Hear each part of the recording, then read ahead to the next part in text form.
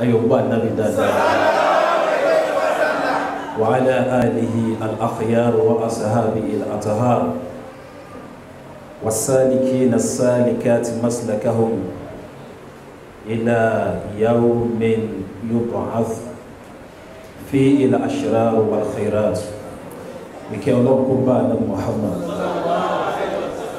كما تقولوا لي النبي نكام كبا كبا وعلى آله وصحابه kó bá gbogbo àwọn tí wọ́n gba ìlànà yìí lọ́wọ́ ànábì tí wọ́n tún wá àǹdí ẹ̀ over fún generation tí ó tẹ̀lé wọn àti gbogbo àwọn generations tí wọ́n ń succeed ara wọn tí wọ́n fi al-amanatu wal-adl tí wọ́n fi déédé àti dọ́gbandọ́gba tí wọ́n fi gbé àwọn iṣẹ́ al-Qur'ani kalẹ̀ tó fi wá lórí èyí ẹ rí pé the time frame tó wà láàrin àsìkò ànábì àti àwátá wà láyé nísìn roughly 1400 years ni a ní appreciate àwọn bàbá náà bíjẹta until ta bá rẹni ta sọ̀rọ̀ fún lánàá ta ní kí ni mo sọ fún ẹ lánàá nígbà tó máa sọ lẹ́ni tó fi kan kún àbí tó yọ kan kúrò àmọ́ àwọn tánàbí gbé ọ̀rọ̀ lé lórí generations after generations they kept it wọ́n mú ọ̀rọ̀ yìí wọ́n dì í mú wọ́n jẹ́ kí nǹkan kan ó gbọ̀n sí wọn sì jẹ́ kí nǹkan kan ó yọ kúrò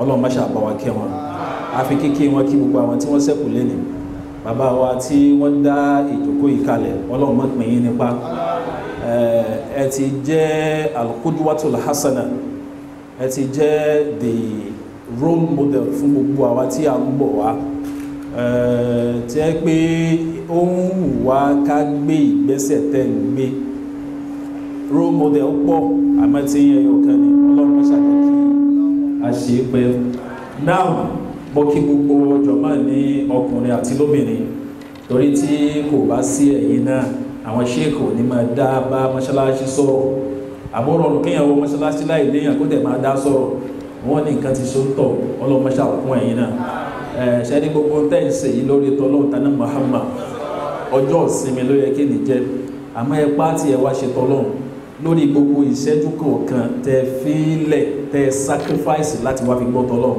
Ọlọ́run má fi san yín lẹ́san rẹ̀ àtẹ̀yìn àtẹ̀bí àtọmọ àtàrà Ọlọ́run fi san yín lẹ́san rẹ̀ mo kí gbogbo àwọn tí àwọn bàbá wa pè látòrí lọ́yà látòrí màmá wa látòrí brọ́dà Ọlọ́run má tó ti wà mo kí àwọn bàbá wa tí wọ́n wà lẹ́gbẹ̀ẹ́ àwọn ṣẹ́kù wa náà Ọlọ́run má gbàdúrà wa ẹ má bínú pé mo pẹ́ dé programu pọ̀ lọ́tún lọ́sì so mo fẹ́ tètè dé ní àná kí n lè tètè múra sí ni àmọ́ unfortunately Ọlọ́run ló ní káníyàn dá oríire la wà láàrin ògèrè lánàá títáyà fò tó bẹ́ ó fọ́ ni so ẹ̀dẹ̀mọ́ mọ́tò àwọn àgbàlagbà extra tire kò sí bẹ́ẹ̀ we were left stranded time ten pè mí padà yẹn a ṣì wá bẹ́ẹ̀ gbélé ṣe ṣú tó yẹn so ẹ má bínú torí tọ́lọ́ta ní Muhammad lọ́yà tún jẹ́ kí n mọ rírì nǹkan tí mo miss I wanted to be here earlier kí mi náà wá kọ́ how does Sheikh do it báwo lọ ṣe ṣe tí ẹ pé ṣẹ́rí ọ̀tọ̀ ni to be a champion maintaining that champion yẹn nìkan níṣẹ́ ẹni tó fẹ́ gòkè iṣẹ́ kékeré bó tilẹ̀ kó làágùn tó iṣẹ́ kékeré ni compared to maintaining ní ẹsẹ̀ lókè yẹn because àwọn èèyàn pọ̀ tó ń fàyàn lẹ́sẹ̀ tó fẹ́ já ibó bàbá Ọlọ́run níjà ibó láíláí so ó dùn mí pé mi náà mèsì bẹ̀rẹ̀ àmọ́ ẹ máa retí èmi náà tí n bá lè jẹ́ wọ́n ń pe kíní kan nínú àwọn tí wọ́n máa ń ṣe business ní participant and dormant if I cannot be a participant I will be a dormant member inshallah but ẹ máa rí participation mi náà physically pẹ̀lú ògbólọ́dọ̀ ẹ̀kọ́ la wá kọ́ ń bí èyí tí mo wá ṣe náà wọ́n ní wá sọ̀rọ̀ mú èmi wá kọ́ ẹ̀kọ́ ni mo dẹ̀ wá sọ díẹ̀ tán ní kí n sọ so ibi tí n bá ti rí sọ àwọn ni wọ́n sọ ibi tí n bá ti ṣe yamayama táwọn ọmọ kékeré máa ṣe náà ni kọ́lọ́kọ́ gbà fún wa now ma huwa al-usra ẹ jẹ́ ká kọ́kọ́ tiẹ̀ define kí là ń pè ní family kí là ń pè ní planning then ká tó wọnú kàtà fẹ́ sọ̀rọ̀ nípa ẹ̀ family planning èmi to be candid palẹ̀ mọ́ pé okay we are coming here to talk about contraceptives modern ways of family planning and the obtainable ways or the only obtainable way during the life of the Prophet Muhammad sallallahu alayhi wa sallam. But ibi tọ́rọ̀ ọlọ́ yìí ibi tó dáa jù ni, because tá a bá ohun tí wọ́n ń pè ní family aláàdó il-kitabi wa sunna ń tà ń pè ní family nǹkan tí ẹ̀sìn Islam tí ò fọwọ́ yẹpẹrẹ mú ni. Ọwọ́ tó tóbi ní Islam fi mú òun kó táìmù fúnra mi ní káì kókó 5 minutes. Ọwọ́ náà tóbi débi pé Islam ò fi ọ̀rọ̀ à ń fẹ́ yàwó a kò fi ṣeré rárá. Ẹ jẹ́ sáré lọ síbi ọ̀rọ̀ tó wọ́n bá sọ látẹnu Ànábì Muhammad kí n tó mú àyá Al-Qur'ani wá. Ànábì ní tunkahul mar'a. Ànábì ní nígbà náà lọ́hùn tó yẹ pé tá a bá dẹ̀ wo òde ayé ìsìn ṣẹlẹ̀ bẹ́ẹ̀. Tunkahul mar'a, people go into marriage li arba'in. People look at 4 things before they go into marriage. Whether those 4 things are right, whether they are not right, in the course of this little and brief speech, pẹ̀lú ọ̀rọ̀ tánàbí Muhammad sọ, Ànábì láwọn èèyàn á máa fẹ́yàwó. Àkọ́kọ́ ní jamaliha, àwọn èèyàn máa ń fẹ́yàwó torí this lady is beautiful, wow, ọmọ ló dùn báyìí, ọmọ ló dùn tó yìí, ọmọ ló chàn yìí, káì. By all means. Olé ló bí ọ̀rọ̀ tó máa ń sọ tó máa ní love at first sight. Fine, nǹkan tí ń jẹ́ bẹ́ẹ̀ wà lóòótọ́. Bẹ́ẹ̀ bá rí ṣéèkì nísìn tó bá kọ́kọ́ rí fọ́tò wọn wà kọ́kọ́ kó wọn jẹ náà. Love at first sight nìyẹn. Now, àmọ́ tó bá ti ń dọ̀rọ̀ abẹ́ fẹ́yàwó, love at first sight should not determine. It should not be the determinant. Ìgbésẹ̀ gbọ́dọ̀ tún ṣe kéde, ó gbọ́dọ̀ wọnú ara wọn. Àwọn èèyàn sọ̀rọ̀ lórí Facebook, wọ́n ní so many people, wọ́n ní so many obìnrin ti wọlé ọkọ pẹ̀lú ẹwà, so many náà ti fi lé ọkọ lẹ̀ pẹ̀lú ìwà. Sí ń bí ẹwà àti ìwà. Ẹwà gbóbìnrin ṣe kéde, ó gbé ìwọlé ọkọ, ìwà wá ṣe kéde, ìwà lé jáde. So beauty ò pé àfi kó ní kíni kó ní wà bẹ́yàn bá sì ń wò yàn jìnàjìnà kò ṣeéṣe kó mọ̀ wà èèyàn. Ẹlẹ́ẹ̀kejì, Ànábì láwọn èèyàn máa fẹ́yàwó ní hasabiya àgbẹ̀ ó mọ́mọ́ yẹn ni ọmọ àwọn ọmọ Fọláwíyọ̀ ni ọmọ Fọláwíyọ̀ tèmi ti dá eléyìí máa dété síbẹ̀ máa fẹ́ eléyìí. Àwọn èèyàn máa fẹ́yàwó lẹ́hásàb tó ní pé ẹnìyẹn ní ìran. Ànábì ní ṣéyẹn náà ẹ̀dìyẹn mú ó di méjì. Ọ̀pọ̀lọpọ̀ èèyàn ló fẹ́ orúkọ àmọ́ngbà tó débẹ̀ tán ó ń sunkún dọ̀la kò rẹ́ni tí ó yọ. Èèyàn máa fẹ́yàwó lè má lè hà for her wealth, intellectual wealth ń bẹ́ńbẹ́, material wealth ń bẹ́ńbẹ́. Ẹni tó lówó tàbí sínú owó ẹni tó àwọn èèyàn máa fẹ́yàwó nítorí bẹ́ẹ̀. Àmọ́ ọ̀pọ̀lọpọ̀ èèyàn ló fẹ́yàwó torí pọ́ ọmọ ìyẹn fúnra rẹ̀ ní nǹkan ṣe tí ó wò dáadáa, ó fẹ́ tán ó dápọn. Ìsìláàmù ni ò dẹ̀ fi ọ̀rọ̀ tọ́láàkù ní òfin àńkọ́yàwó lẹ̀ ní òfin ṣeré yìí. Kò ń sọ̀rọ̀ pé I can just decide lọ́jọ́ kan pé mo fẹ́ kọ obìnrin lẹ̀ má dẹ̀ it's done. No, processes yẹn gan akọ́kọ́ jẹ́ oṣù ẹ̀. Ọlọ́run dẹ̀ máa ṣe bẹ́ẹ̀. So ọ̀pọ̀lọpọ̀ àwọn tó ń fẹ́yàwó nítorí nǹkan mẹ́rẹ̀ẹ̀rin àbí mẹ́ta yìí nísìn ẹni tó ní lọ́kí ó pọ̀ nínú wọn. Ètò wá jẹ́ kẹrin wà díìnì ha. Ànábì láwọn èèyàn tún máa fẹ́yàwó nítorí pé ó ń ṣẹ̀sìn. Ànábì wá parí ẹ̀ pé ẹwádìí tó lóore jù nínú wọn èyí tá a fẹ́ lè díìnì ha nítorí ẹ̀sìn. Kí ló dé tá a bá gbé sí làákàyè? Al-Qur'ani ò tako al-adillatul aqliyya wan naqliyya. Al-Qur'ani ò tako ká fi Qur'ani ṣe tá a bá jọ pẹ̀lú Al-Qur'ani. There is what we call al-maqasidu sharia, the goals or the objectives of Islamic law. Gbogbo òfin tí Islam mú wá, ẹni pé gbogbo tí yàn bá fẹ́ sí láyé, there is always a goal to be achieved. There is always an objective to be attained. Èèyàn fẹ́ o fẹ́ rìn láti bí ìdébẹ̀ ẹni sí tí yóò bá ṣe pé o fẹ́ lọ ṣe nǹkan kan bẹ̀ ni ò ní jáde nǹkan kan náà bó jẹ́ pé o kọ̀ fẹ́ lọ yọjú ewé tó wúlò kan nǹkan kan ló gbé débẹ̀.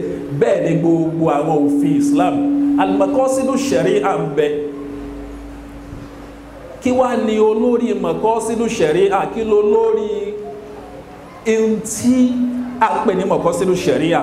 Òun náà ni al-ahadafu allati tasi'a ash-shari'atu li tahqiqiha òun náà làwọn objectives allati tasi'a ash-shari'a tí òfin ìsìláàmù ń ṣiṣẹ́ lórí tahqiqiha tó fi ìsìláàmù ń ṣiṣẹ́ lórí pé káwọn objectives yìí kó wá sí reality. So maqasidu sharia yìí nígbà tán ma wá sọ̀rọ̀ ẹ̀ gangan al-maslaha òun náà ni well-being. Gbogbo tí ó bá ti sọmọ ẹ̀yìn mùsùlùmí, gbogbo tó bá sọmọ èèyàn láǹfààní òun ni sharia o. Sharia kan tẹ́ ẹ bá rí tó bá lọ rò kó fẹ́ ṣe ẹ́ láburú àbí kò yí ẹ tó rí èèyàn ṣàlàyé fún ẹ délẹ̀ gẹ́gẹ́ bí ó dẹ̀ ẹ̀rù ń bà mí àti sọ gẹ́gẹ́ bí fẹ́yàwó méjì fẹ́ mẹ́ta tẹ́rù bá ń bà ẹ́ tó fẹ́ ó rí èèyàn ṣàlàyé fún ẹni tán bá ṣàlàyé fún ẹ àti bá a ṣe ń ṣe àti ń ta máa ń ṣe nínú ẹ̀ ọ padà rí pé ọlọ́run innama yuridu bikumul yusra àṣẹ ọlọ́run fẹ́ dáadáa fún wa ni. Now maqasidu sharia yìí maslaha ló ń wá dáadáa gbogbo mùtúmùwà àti mùsùlùmí àti kiriyó ló ń wá torí pé tí ara ò bá ní mùsùlùmí kò ní fara lẹ́ni tí kìí ṣe mùsùlùmí o. Now maslaha yìí ó pín sí méjì ìyẹn ni pé dáadáa tí ìsìláàmù tí sharia fẹ́ àti ìlara wa méjì ni al-ammu èyí tó jẹ́ ti general tó jẹ́ pé àti ẹranko àti igi àti gbogbo ntọ́lọ́wọ́n bá dá ní ṣẹ̀rí àfẹ́ kó wà dáadáa. Ìkan tó wà wọ́n jẹ́ al-maqasidul khassa àwọn Islamic àwọn goals of Islamic laws tó jẹ́ pé individual betterment and well-being ló ń ṣiṣẹ́ lé lórí. Àwọn individual betterment and well-being lábẹ́ wọ́n ní àwọn nǹkan márààrún kan tí ó jẹ́ pé a gbọ́dọ̀ máa rí wọn láti attain well-being individual. Àkọ́kọ́ òun náà ni an-nafsu ẹ̀mí. Sharia fẹ́ kẹ́mi wa ó da ṣẹ̀mí ò fẹ́ ká kí nǹkan kan ṣẹ̀mí wa. Ẹlẹ́ẹ̀kejì àdínù òun náà lẹ̀sìn. Sharia ò fẹ́ kí nǹkan kan ṣe ẹ̀sìn mọ́ wa lọ́wọ́. Ẹlẹ́ẹ̀kẹta ẹjẹ́ ń bọ́ sí kẹ́ni tá a fẹ́ lò náà ni an-naslu ọmọ bíbí. Ọmọ bíbí kí ni ó máa di ọmọ bíbí? À ń bí family ni, à ń fẹ́ ìyàwó ni. Al-Qur'ani fẹ́ Islam fẹ́ ká fẹ́ ìyàwó lè dé nìyá nítorí ẹ̀sìn yóò tún ọmọ tá a bí tí ó gbẹ̀kọ́ ẹ̀sìn ó tún ṣe. Ẹ̀sìn yóò tún ìyàwó tá a fẹ́ tó wọ ẹ̀gùn tó bá lẹ́sìn ẹ̀sìn ó gbà tí ń gùn lára ẹ̀. Ẹ̀sìn tá a bá fẹ́ ìyàwó lé ńlá ọmọ olówó ọmọ ọlọ́rọ̀ tó bá rí èèyàn kọ́ lẹ́sìn a rò pé vanity upon vanity all is vanity. Ẹ̀sìn ni ó jẹ́ kó mọ̀ pé olè bàbá rẹ̀ lè lówó lọ́wọ́ ìyá rẹ̀ lè lẹ́ṣin lẹ́ẹ̀kan àmọ́ kò sí nǹkan kan tí wọ́n ní Ọlọ́run ló ní tó fi sí wọn lọ́dọ̀ yóò jẹ́ kó lè ní yóò wá sọ ìyàwó tó yẹ kó ní gbéraga tó yẹ kó wo bàbá kó wo ìyá kó fi ṣe gbéraga sọ́kọ tó yẹ kó wo owó kó fi ṣe gbéraga sọ́kọ kó jẹ́ kó wo ẹwà rẹ̀ kó má fi ṣe ránu kiri. Ẹ̀sìn yìí ni ó wá ṣe kíni ní òní jẹ́ òní ṣe yóò wá ní ìyàwó téèyàn ní fọkànbalẹ̀ lé lórí. So ẹ̀sìn yóò bá wa ṣe kíni yóò bá wa tún ìyàwó wa ṣe. Bẹ́ẹ̀ yẹn ó bá fẹ́ yàwó wo ọmọ tó fẹ́ bí irú ọmọ wo ló fẹ́ bí nínú ìyàwó tó gbọ́dọ̀ fẹ́ ẹ̀sìn bí irú ọmọ tó fẹ́ bí nírú ìyàwó tó gbọ́dọ̀ ṣe kíni ìyàwó náà irú ọmọ tó fẹ́ tọ́ irú ẹ̀ lọ́kọ́ tó gbọ́dọ̀ ṣe kíni ìwọ tó fẹ́ bí irú ṣéèkù wà yìí nísìn tó lọ fẹ́ apààyàn ìrìnàjò ti wọ́ ilá àlámù ó kú Ọlọ́run. Àmọ́ Ọlọ́run fẹ́ ká gbìyànjú tiwa kó wọ́n dẹ̀ pé kí ni kó ń gbà yín tó kù ọjọ́ ti lọ sheik ẹ̀sìn ní kí n dákẹ́ torí Ọlọ́run 2 minutes àbí now.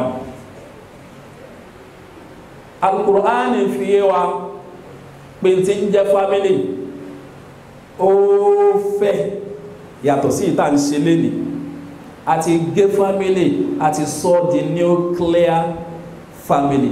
Islamu ò mọ̀ tí ń jẹ́ nuclear. Islamu pé gbogbo ẹ̀ extended ni. The definition of family nínú Islam ó wà extensive. Ṣó ti yé nísìn ó ní agbára. Al-Qur'ani ní wattaqullaha wal arham.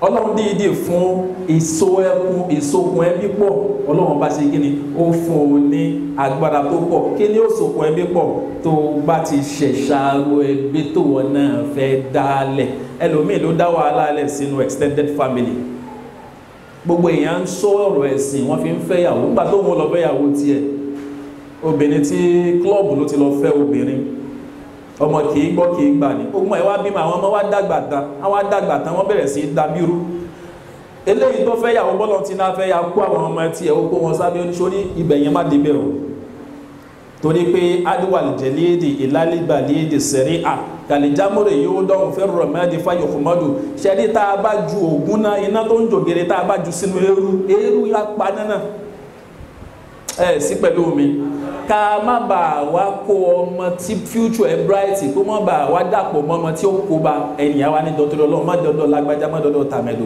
ẹbí ti bẹ̀rẹ̀ sí ṣe kíni àwọn factors tó ń pín ẹbí pọ̀ àmọ́ ẹbí ṣe pàtàkì planning fún ẹbí ṣe pàtàkì béèyàn bá ṣe fẹ́ kọjọ́ ọ̀la òun ó rí àti ìgbà tó ti fẹ́ fẹ́yàwó ni ó ti bẹ̀rẹ̀ sí múra rẹ̀ ìwọ fúnra rẹ̀ má ṣe ń tọ́lọ́hun ò fẹ́ béèyàn ò bá ṣe ń tọ́lọ́hun ò fẹ́ walladhina jahadu fina gbogbo ẹni bá strive tó sáré tó gbìyànjú pé mo fẹ́ tẹ̀lé òfin Ọlọ́run níbi ara mi ìfẹ́ ṣe tí ó pa mí lára tó bá tẹ̀lé ṣẹ̀ríà kò ní ṣe tí ó pa lára tẹ́bá rẹ́ni tó ṣe nǹkan tí nǹkan pa lára ìsìláàmù ní ká má mọtí béèyàn ò bá mọtí jẹfún jẹdẹjẹdọ ó ti kóra rẹ̀ níjànú kó ń bẹ Islam ní látúkú bí àìdí kúmílà tálùkà tẹ́ ẹ bá mọ̀ pé kíní yìí ò dáa wọn ló máa kó bára Islam ní má súnmọ́ bẹ̀ béèyàn bá ti jìnnà síbẹ̀ bó ló ṣe fẹ́ lárùn nú bó ló ṣe fẹ́ lárùn tí ń ṣe tá a bá tẹ̀ lófin ẹ̀sìn àkọ́kọ́ ìwọ ọkùnrin ẹ jẹ́ sáré summarize ẹ̀ báyìí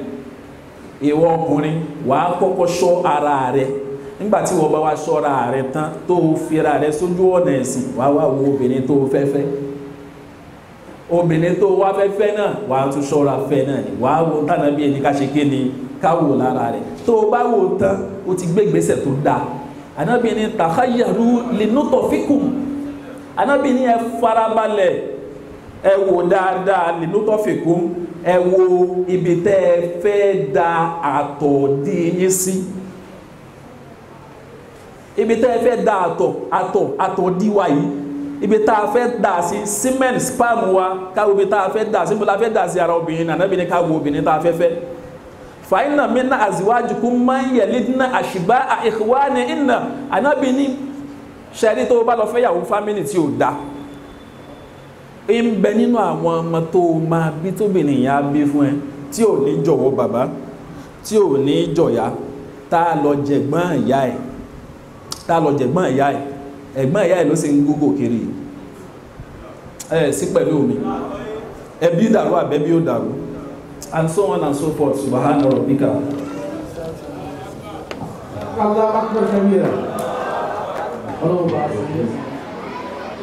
بسم الله الرحمن الرحيم وبه نستعين عونك يا معين اللهم صل على سيدنا محمد الفاتح لما أغلق والخاتم لما سبق ناصر الحق بالحق والهادي إلى صراطك المستقيم وعلى آله حق قدره ومقداره العظيم صلاة ترضيك وترضيه وترضى بها عنا وترضينا وعلى آله وأصحابه برحمتك يا أرحم الراحمين يا رب العالمين.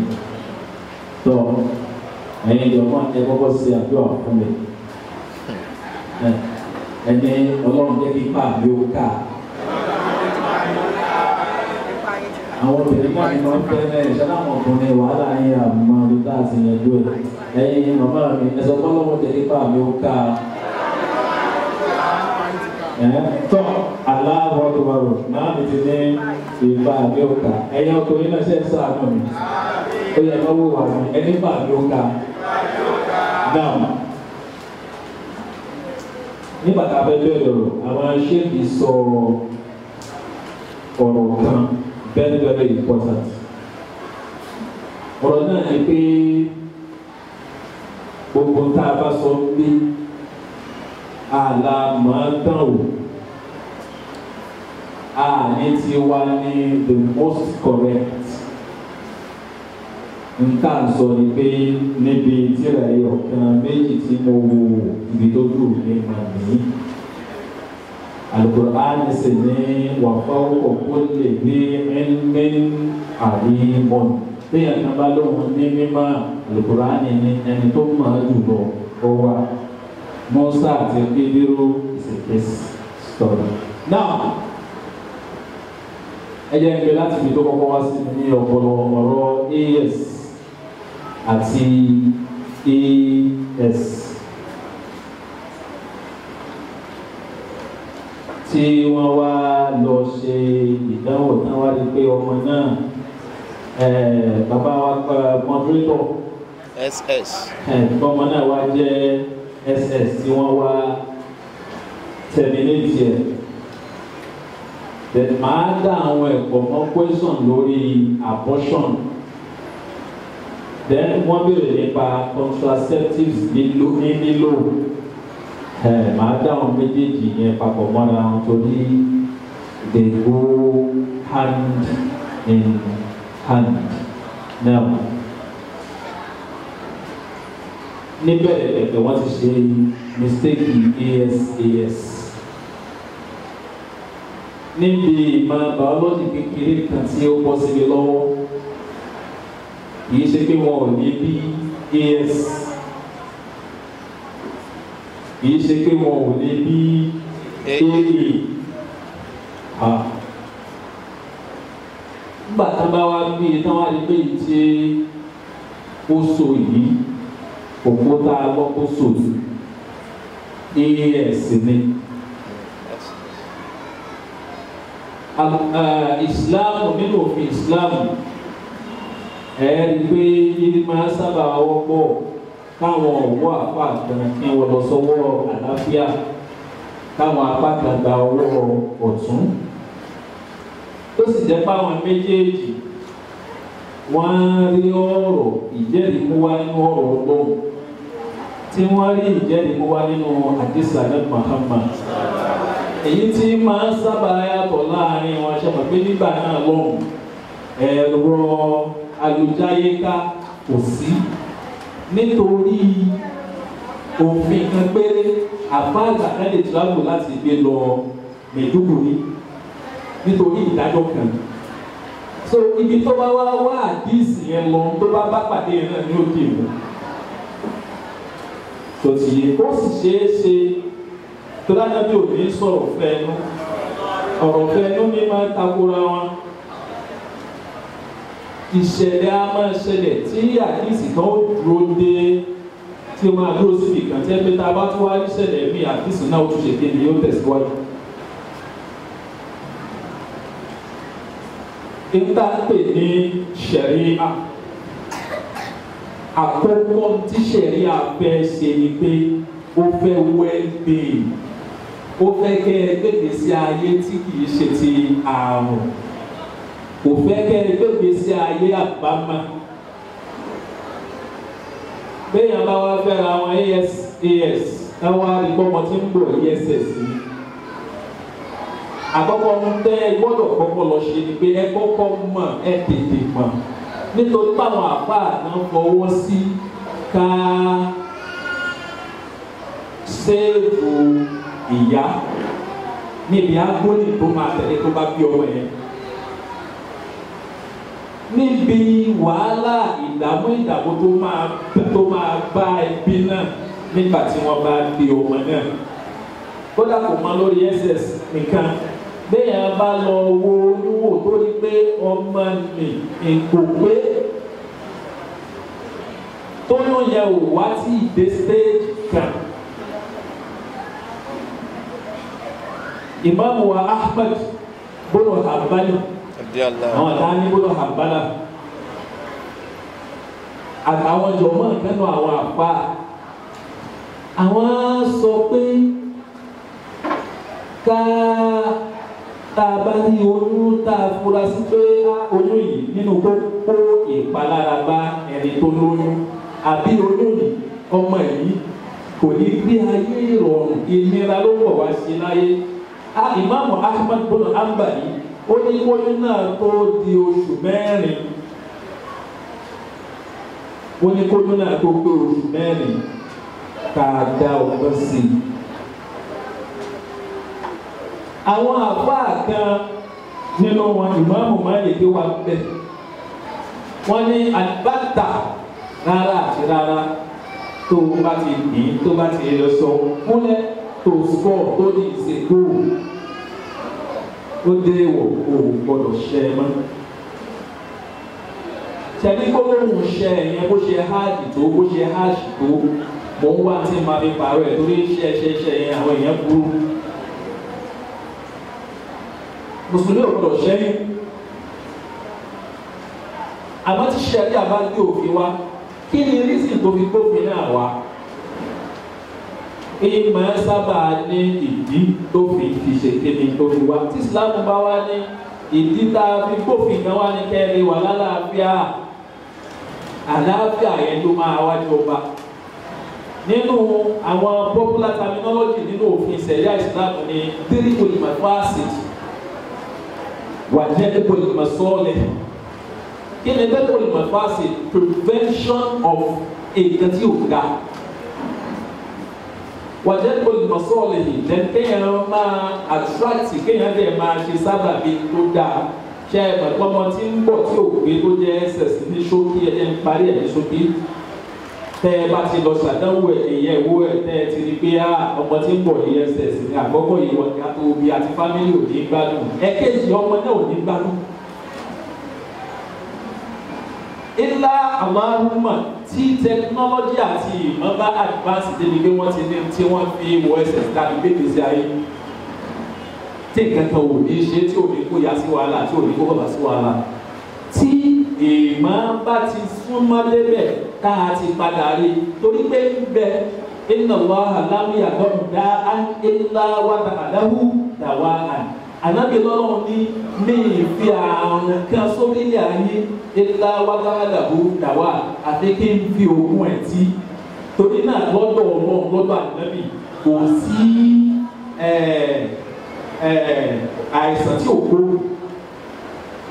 tá a bá ti ṣiṣẹ́ débẹ̀ gbọ́ mi dáadáa tó bá ti wá ṣiṣẹ́ débi pé wọ́n ti discover òògùn tí wọ́n lè lò kọ́mọ tó ní ss tó wá wà ní àrọ́wọ́tó rẹ̀ o lè tọ́jú ọmọ náà àmọ́ òòmà kò sí àrọ́wọ́tó oore tó o lè ṣe fúnra ẹ tó o sì lè ṣe fún ọmọ náà ni pé kẹ̀ẹ̀dá ọgbọ́n sí nítorí pé ṣẹ̀ríà ò fẹ́ ká gbégbèsè ayé rọrùn àyè tí àbá wa Ahmed bona ambali fi sọ pé àjìyà tó bẹ̀rẹ̀ nípa abortion òun lẹ́ ń gbọ́ ní abortion kó wọnú ilé yẹn abortion àgbọ́dọ̀ ṣí àyàfi fún àwọn ìdí kan àwọn ṣòrútù wà májẹ̀mú wà fún ẹni fẹ́ ṣẹ́ oyún alákọ̀ọ́kọ́ àdàkọ́kọ́ bí ń ṣe hátìlẹ̀ àlàhámì tá a bá ń bẹ̀rù pé oyún tí obìnrin yìí ní yóò ṣekú pa tá a bá ń bẹ̀rù pé oyún tóbìnrin yìí ní kò ní fún kò ní tó gbádùn ayé tí wọ́n bẹ̀rù gbẹdọ̀ bẹ́ẹ̀ bá ti bẹ̀ tó bá ti wọlé táwọn tí wọ́n mọ̀ nípa rẹ̀ àwọn dókítà táwọn náà wá fọwọ́ sí pé pregnancy ojú ẹjọ́ sì fún health tó ti yé abortion ó wọlé káṣẹ́ omi náà wọ́n ló wọlé àmọ́ ò kọ̀wọ́ láìní ní ọ̀rọ̀ méjì ni àwọn àgbọ̀ sọ pé àwọn kan ní bẹ́ẹ̀ ni àwọn kan ní bẹ́ẹ̀ kọ́ Ìmáàmù Ahmadu bona ambali ní bẹ́ẹ̀ ni àwọn ìjọba wọn nítorí pé ìnira ló máa kó bá ìyá tó lóyún ànábìsì ní ládọ̀ rárá wàlá ìrara mọ́nira rẹ̀ rárá wọ́n sì ṣe jẹ́ sábà bí ìnira fẹ́lò mi. ẹlẹ́ẹ̀kejì tá a tún máa kọ̀ sílẹ̀ ọmọ náà tá a bá rí pọ́pọ̀ yìí bó ṣe ń bọ̀ wáyé nítorí pé bọ̀ dá ní gbogbo ọ̀nà tí ẹ̀mọ́ ẹbí ní pọ́pọ̀ yìí ń bọ̀ dá yàtọ̀ sí àyà kan tó ní ká má ṣe oyún ká má pa ọmọ ká má ṣe oyún náà láyà tó ní ká má ṣe kéde látẹ̀tùlú awladakum khashiyata imlakin. The only reason táyà ẹ̀ ṣáìtì àyà tó wà sọ̀rí àyà tó jẹ́ pé direct adverse tí ò ní di àṣìṣe ohun tú ìtàkùn láàsì kan ó ní ẹ má pa ọmọ ẹ má ṣẹ́yún nítorí pé because of economic factor tó ti yé àmọ́ àwọn àgbà àti sọ pé nígbà tí ilé ayé ti yí padà tọ́rọ̀ ti di pé ẹ̀rọ wa ṣe ṣayé ní ìṣòro yàtọ̀ sí ìgbà náà nísìnyí economic factor ìlú kan ti ń affect ìlú mi ọ̀rọ̀ ti dọ̀rọ̀ ó ti kú òní mo lọ mo jẹun mo wọlé sùn ó ti dọ̀rọ̀ owó. ìsáàkà sáyà ẹ̀dá tí àzímọ́tò lè ti sọ̀ níyà tí crisis economic crisis bá ti pọ̀ tó affect disposable income tó ti affect ntí family rí ó ti gba àágáyìn tọ́rọ̀ àìlera bá ti wọlé oyún nínú àti ṣe kéde ó ti gba àágáyìn tọ́rọ̀ àlàáfíà bá ti wọlé oyún nínú àti ṣe kéde ó ti gba àágáyìn ìyẹn lọ́rọ̀ abortion àti à ń lo contraceptive then contraceptive náà ní ráńpẹ́ láyé ànábì sallallahu alaihi wasallam the only preventive measure tó wà nígbà náà ni ìta ń pè ní al-azlu à ń pè ní withdrawal. funny enough nínú bíbélì arákùnrin kan báyàwó ẹ̀ pọ́n ẹ̀sùn nítorí kó má bàa wá dán nígbà tó débi tí kinní náà ti fẹ́ jábọ́ tó fẹ́ da omi ló bá yọ ọ́ sẹ̀kẹ̀ wọ́n dájọ́ kí wọ́n pa á ní bẹ́ẹ̀ ni ẹ̀sùn bíbélì yá àwọn dájọ́ kan pa á ní torí pé kò da spam yẹn sínú obìnrin yẹn báyìí ìwé nìyẹn nínú Islam wọ́n practice a withdrawal lójú àdé Muhammad sallallahu alayhi wa sallam. Sa'id bin al-Khadri ló dà kó gbà ní sinú àwa ó ní nahnu na'zil wal Qur'anu yanzil ó ní lásìkò gbàdánù ní ṣe nǹkan wá nípa lójú àdínábì tí wàá yìí sì sọ̀kalẹ̀ àwọn ṣe withdrawal tánàbí sì máa ń pa ẹ̀ tánàbí ó sì sọ pé ẹ má ṣe bẹ́ẹ̀ lọ tí yẹn túmọ̀ sí ìkìráàmù ànábì lọ́wọ́ sí torí ká ànábì ò bá ti ní don't máa ń ha kó Muhammad rasulu fajtanibuhu ìta ànábì bá ní ẹ má ṣe ní ànábì lọ́wọ́ ní àmọ́ ṣe. àwọn sàábà tún sọ nígbà kan àwọn sàábà yìí fún àwọn pẹ́ẹ́gbà wà lọ́dọ̀ wọn àwọn sàábà kan sọ pé láàánú ìzá àdájúmọ̀ lè ṣe tá a bá fẹ́ fẹ́ẹ́ àkọ́kọ́ ìyàwó tí níta ń pè ní èdè àwa ọmọ ẹ̀sìn tí á dúró bá débi àtàrà mi ṣe kìsìkìs ṣé lóko pàtàkì máa ń ṣe kìsìkìs lágbọ́dọ̀ máa súnmọ́ ìyàwó kó máa lórí that must be a measure. So nítorí ìdí náà náà máa ti wá débi pé wọ́n fẹ́ sọ̀kalẹ̀ sára ìyàwó ilé tí wọ́n ti ṣe tó wá fẹ́ sọ̀kalẹ̀ wá yẹra tọ́ba yàrá wá da kíní náà sí ibòmíì wọn nígbà sí ara ìyàwó kó má ṣe kéde kó má bàa lóyún. Now àdìgáyàtù kí ni objective wọn níbi kí wọ́n má bàa níbi kí wọ́n yọ kíní wọn kó níbi kíní obìnrin kó má bàa lóyún ni. Nǹkan tó dẹ̀ wà obtainable nígbà náà nìyẹn tí contraceptive yẹn ò bá ti wà harmful to your health. Number one, tí kò wá ní fi restriction sí ọmọdé yẹn máa bí táyé òkè lọ. Contraceptive táyà Kùránì gbà wọlé ni the one that has a time free. Ìfẹ́ bímọ ọdún méjì. Bí ẹ̀ wá fẹ́ bímọ ọdún méjì yẹn náà gbọ́dọ̀ ní ìdí Al-Qur'ani support obìnrin tó lóyún tó bímọ tó ń tọ́ ọmọ lọ́wọ́. Ṣé ẹ mọ̀ pé yóò kó bá ọmọ tí ń tọ́ lọ́wọ́ tó bá tún lóyún? Bàbá sì lára rẹ̀ ń gbé fúkẹ́fúkẹ́ yìí àmọ́rú àpótí mú. Kí wá ní kó ṣe pé kó lọ bá ṣẹ́wó sùn? Àbí kó pẹ́ lómi kó mọ́ ọmọ ọlọ́mọ kó bá a sùn sí náà ìyàwó ẹ̀ náà yóò bá a sùn àmọ́ yóò ṣe kí ni yóò yẹra nígbà tó lókùn sì ti wà nísìnyí lókùn tí ò ní kó bára àti gbogbo mẹ́tọ́ọ̀dù tí wọ́n bá mọ̀ tí kì í bá ti kó bára tí nǹkan bá ti lè kó bára ẹ̀ wá jẹ̀bi lọ́dọ̀ Ọlọ́run. Sharia is all about protecting, it's protection of lives,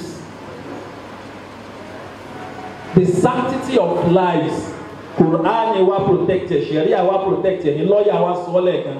Agbogbo náà ká gbé sáyé tó bá ṣe pé nítorí tó kó bá wa lọ́pọ̀lọpọ̀ ọgbà ni pé àtẹ̀lé Quran lápá kan àtẹ̀lé Quran lápá kan àti mọ̀ pé gbogbo tí Sharia mú wa èyí tá a tẹ̀lé bí èyí tá a tẹ̀lé ní gbogbo wọn connect ní like chain. Tá a bá ti ń ṣe kan tá a ṣe kan instead ka arrive at 100% result in term fẹ́ wà ní 100 torí pàtì bìnnálẹ̀ káàṣe. Olùkòló ìsinmi kàfà agbọ́dọ̀ tẹ̀lé gbogbo Sharia ẹ̀sìn pátálá tó kéde rẹ̀ káàdé ní 100% result. So that's not about that. Tí o bá ti ṣe kí ẹjọ́ ẹ̀jẹ̀ kí n mọ̀ o. Then Ajá kan béèrè question bí báyìí nípa káfẹ́ obìnrin nítorí ìtọ́mẹ́nu. Mi ìlànà bí ní káfẹ́ obìnrin kún. Ajá ẹ̀dá. Sọ́wọ́n àbí òkè mo ti rí wọ́n ti dú. Ànábì ò ní káfẹ́ obìnrin. Ànábì sọ bàbá fún àná ṣe àdìsí ètú. Ànábì ní àwọn èèyàn máa ń fẹ́ obìnrin. People go into marriage. People get married for different reasons. Some get married because the lady is wealthy.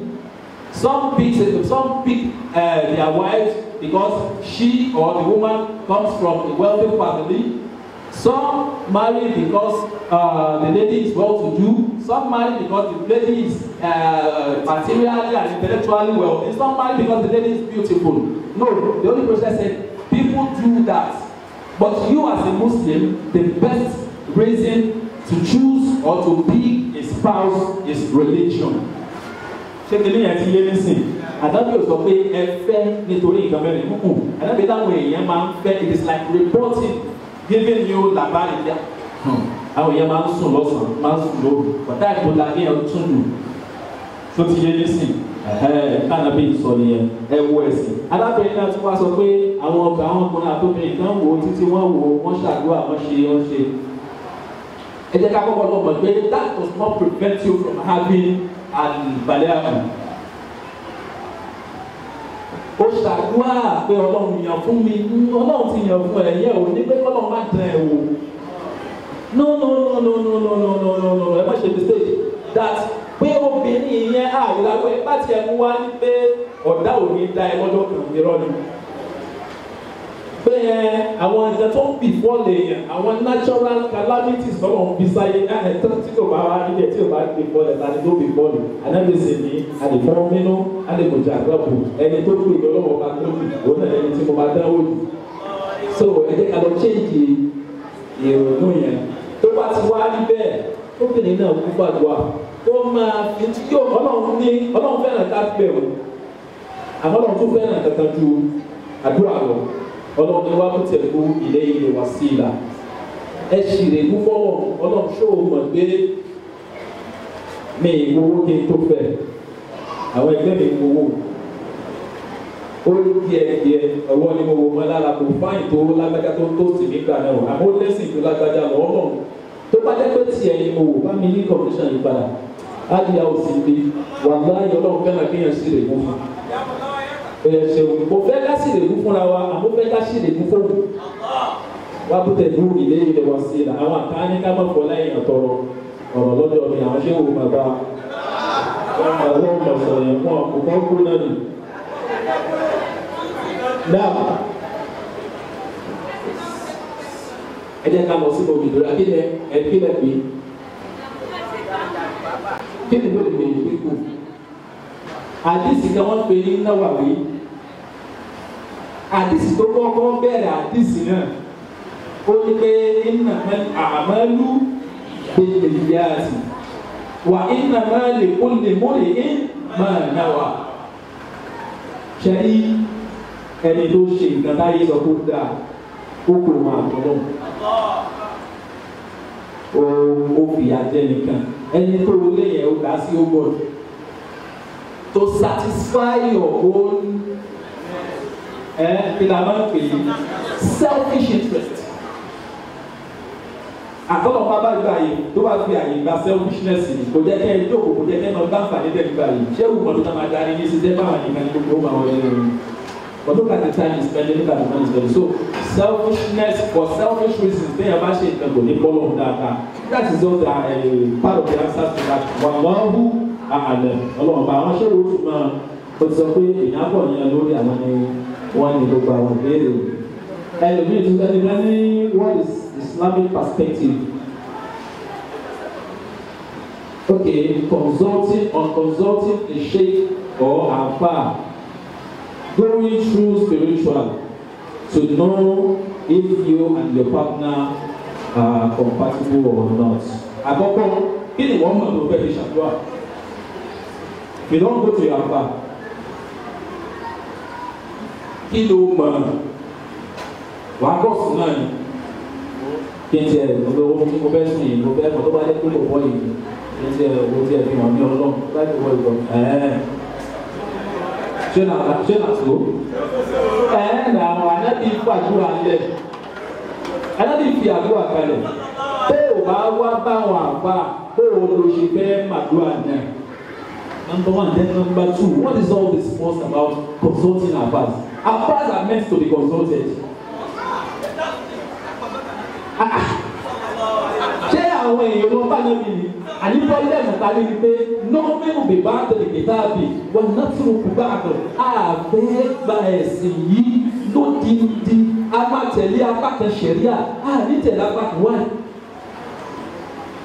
If Muhammad is the perfect example for you, tábìlì yẹ sọ pé àwọn àgbà àrólé òun ọ̀rẹ́ sọ òun bàtàfà jẹ́ ìmáàmù àmọ́ òun kàkó lọ consult. The problem that separate the problem is irú àgbà wo ló lọ ń gbà.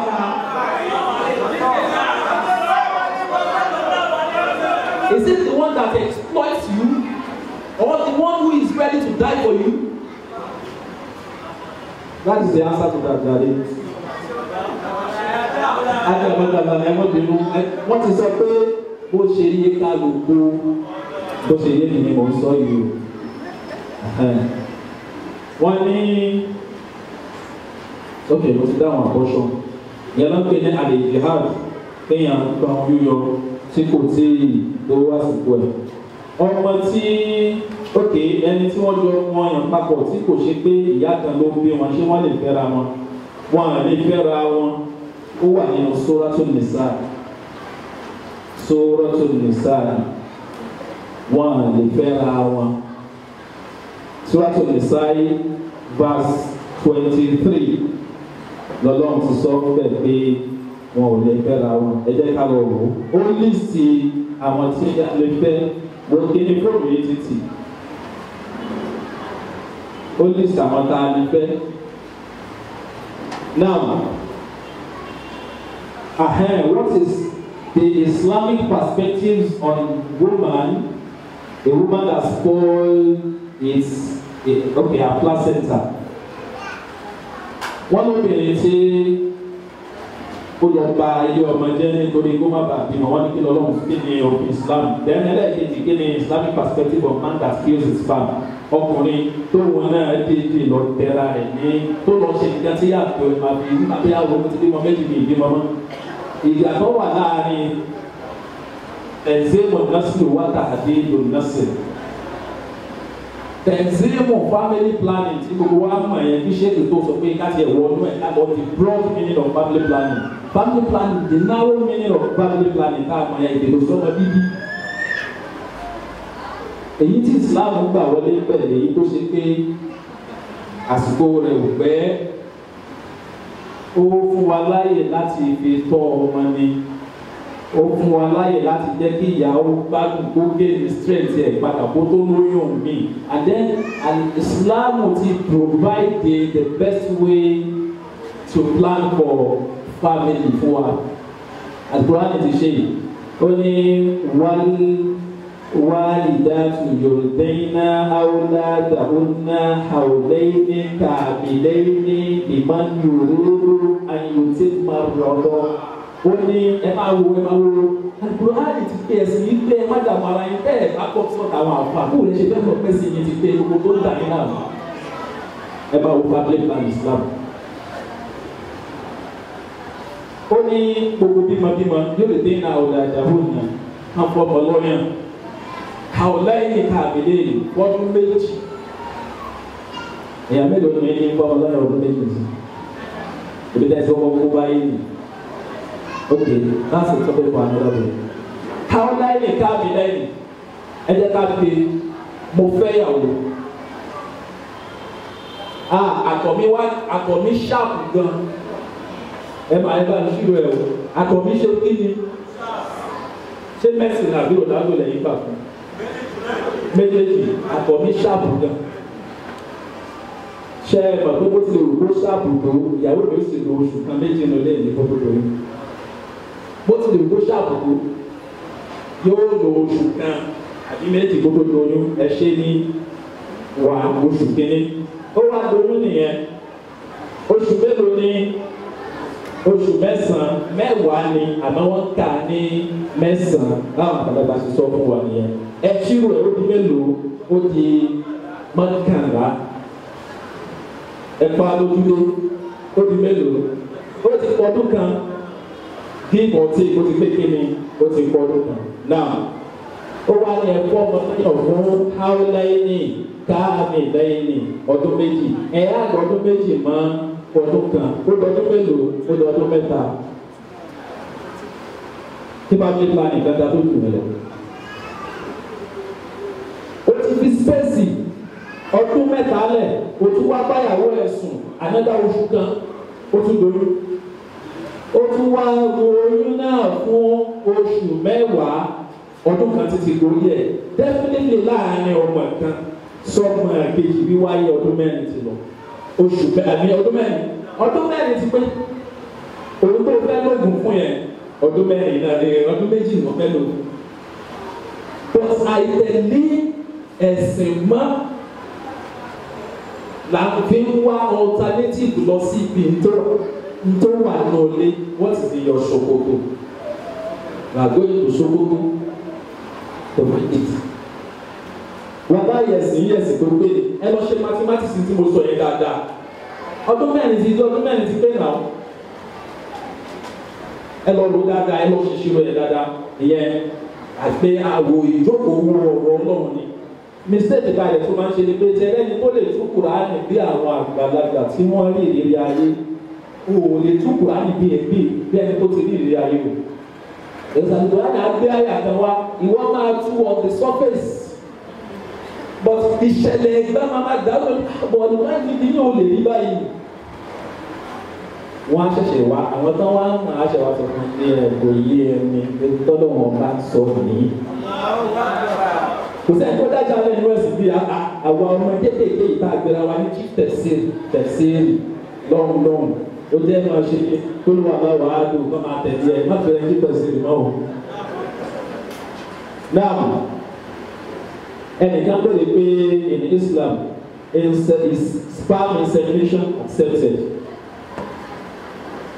ṣé a lè máa gba àtọ̀ fi sínú mọ́kàtìlá kan Sheikh Al-Qaradawi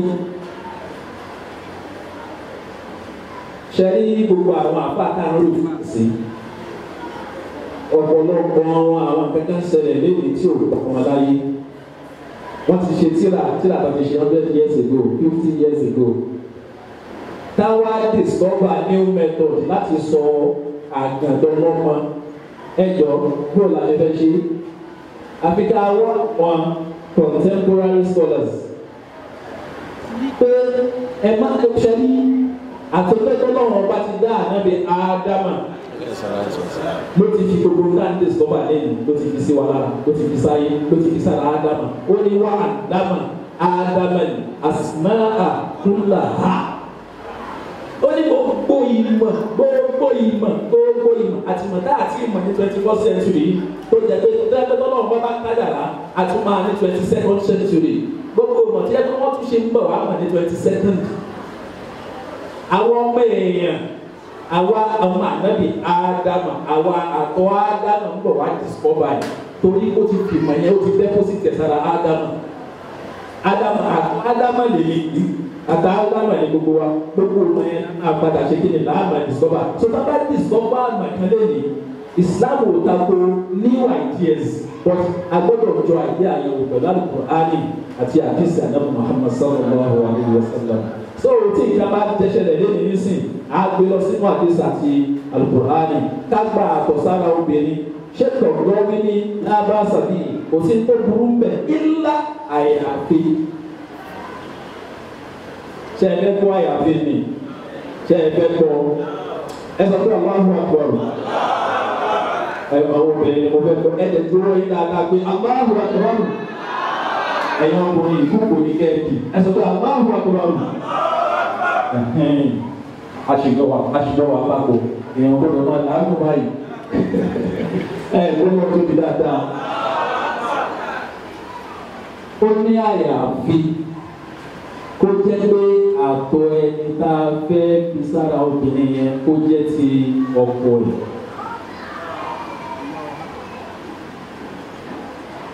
rẹ̀ sí pẹ̀lú àfi kó jẹ́ ti torí kí ló jẹ́ nìkan lùgátàn àyàgbé ètò nìkan àgbé ètò nìkan máa bá ń pè ní nìkan yìí tẹ̀lé gbọ́ yòókù lédè tó ń jẹ́ nìkan yìí ìbásùn yes enter the place nínú tíra kan wọn ni nọ́ọ̀kà hàtìlẹ̀ àsọ́ọ̀tù èkéde kẹlẹ̀ yébìlì wọn ni òkúta pàtẹ́nì ẹ fẹ́ ṣàlàyé tí wọ́n pè ní nìkan yìí ló gà just in the literal meaning ó ní òkúta wọ ẹsẹ̀ ràkúnmí ló jẹ́ nìka nọ́ọ̀kà owó tó ń lọ nìka yẹn ó ń lọ ìsọ ìwọlé ọkùnrin sí obìnrin tẹ̀tọ́ òun náà lọ jẹ́rìí ni so kíjà ní ìwọlé tọ obìnrin kí ni tó fẹ́ wọlé sí lára kí ló fẹ́ kí ni wọlé yẹn ló fẹ́ bí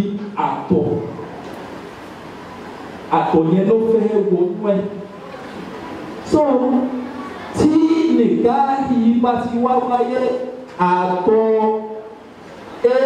tó fẹ́ bí tá a ṣe nìkan yìí fún àtọ̀ ti di aláàbí kó wọ ara obìnrin bí mẹ́tọ̀dì tó wá gbà wọ́n ló ti yàtọ̀ insemination wọ́n gbà nìkan wọ́n deposit ẹ̀ ní ó gbà wọ́n kò wọlé tù wọ́n lè gòkè wọ́n lè sọ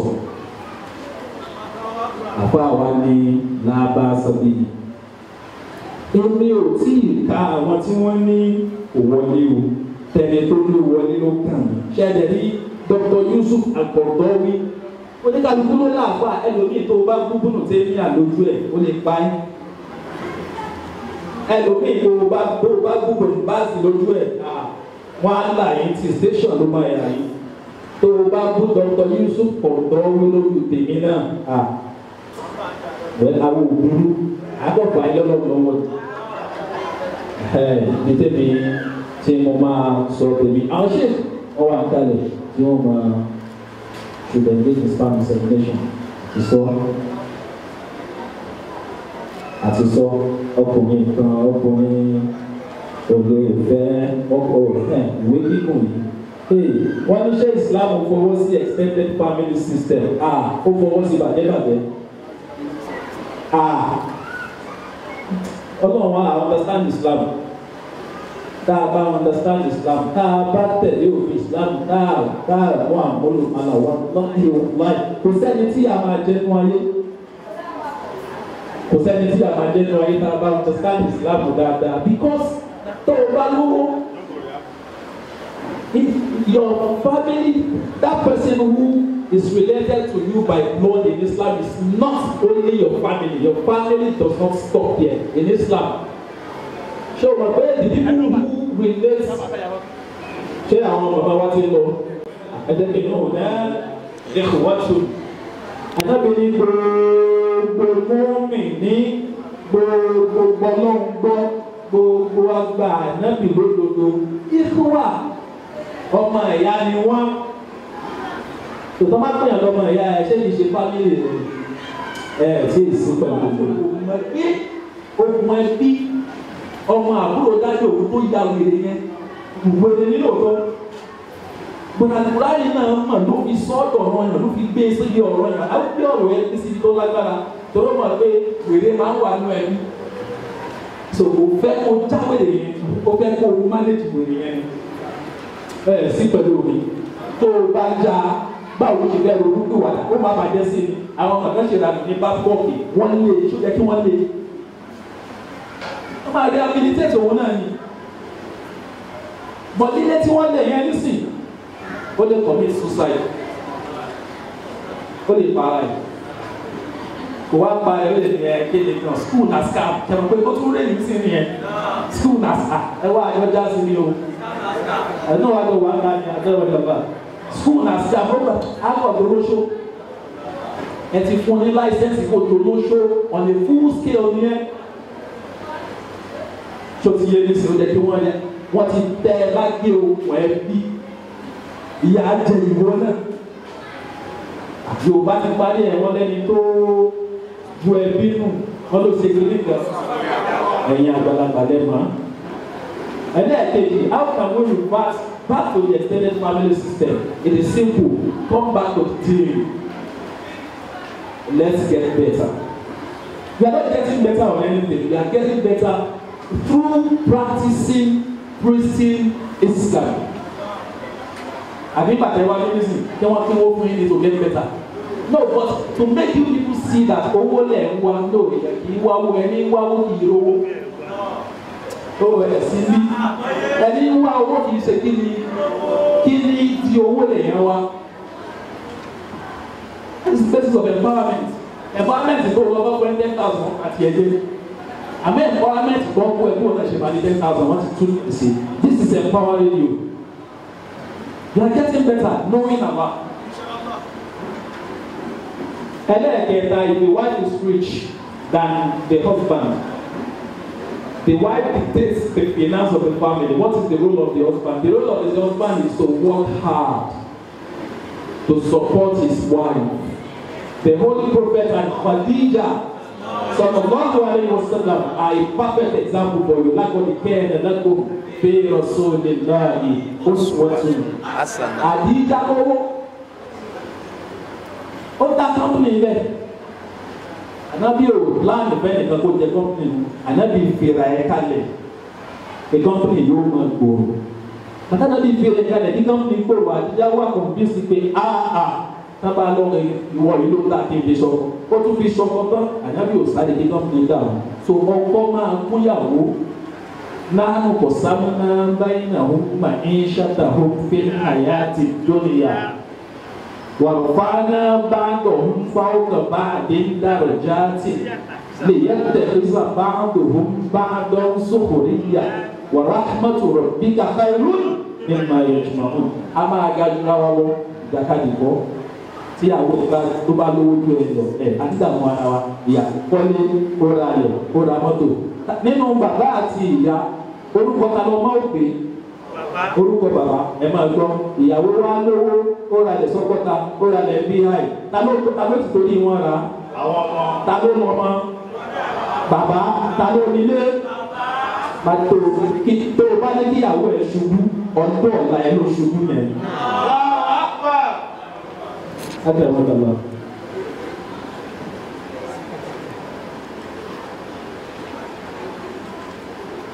Ẹja sọ pé Allahu Akbar.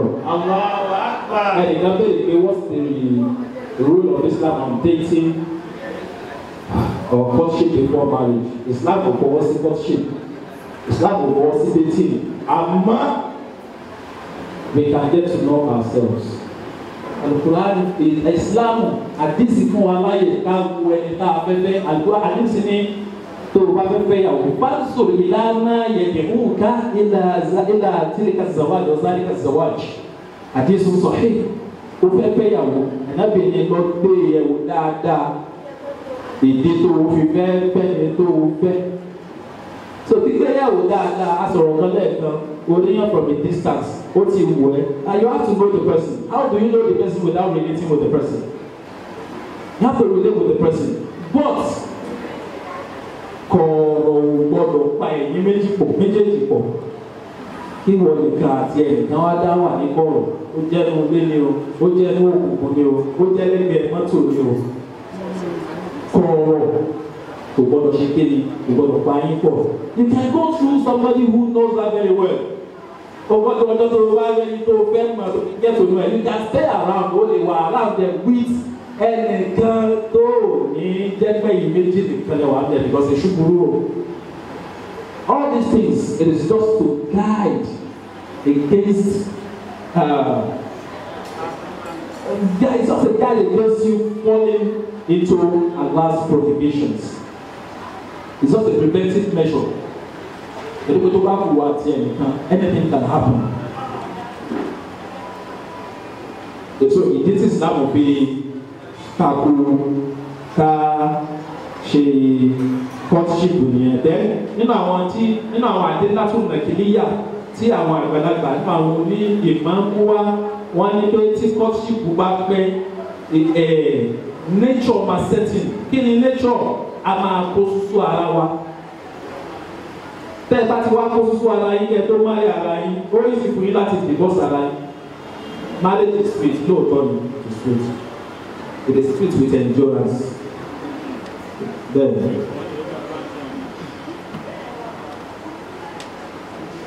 Now, okay, you mentioned 4 laws about, to marriage in Islam. Answered. Continuous correction in any courtship. I want to ask if we can end the relationship or keep correcting the person or character. Báyìí Kùránì bó ṣe fi ojú tó kó wo àtọ̀láàbò sí kákọ́ra ẹni kalẹ̀. Oníkóró wá kú. Tó bá ti ń di tó rísìkì ẹ̀mí àbí rísìkì nǹkan tó ní agbára ti fẹ́ máa setting like o lè pé o lè lose life well in the process àbí mental depression or disorder ẹgbẹ́ onílà akáyì sáàrin yìí ẹgbẹ́ àwọn àbáàsì. Wọ́n á manage yẹn ọjọ́ tó o bá ti bẹ̀rẹ̀ sí fíìlì pé màá kọ bọ̀bọ̀ yìí lẹ̀ ọjọ́ náà ni kò ti bẹ̀rẹ̀ sí consult. Ó ṣeé ṣe kó jẹ́ pé wọ́n gan òwò ọ̀rọ̀ yẹn from one perspective tó jẹ́ tẹ̀sí. Tábà bá ti wá expose yẹn sí gbogbo ibi tó yẹ kó o wò tán káwá wo gbogbo ẹ̀ tán ní pé tọ̀ bá a ṣe ń ju abẹ̀bẹ̀ rẹ̀ sókè nígbà àgbà ìpínlẹ̀ rẹ̀ náà ní ìpínlẹ̀ rẹ̀ kó má bàa wá di tẹ́lẹ̀mí bí irun ṣe ń dé tó irun kíkí bó ṣe lágbára tó bá ti tọrọ ẹ̀mí nínú ẹ máa fi rán lẹ̀. àti wọn sọ àwọn fẹ́yàwó ṣùgbọ́n wọn náà wọ́n níta lọ́dún ìlú tí a ti máa ń ṣe wọ́n sọ yára ní alẹ́ ní ọ̀sẹ̀ yìí ní àwọn akẹ́kọ̀ọ́.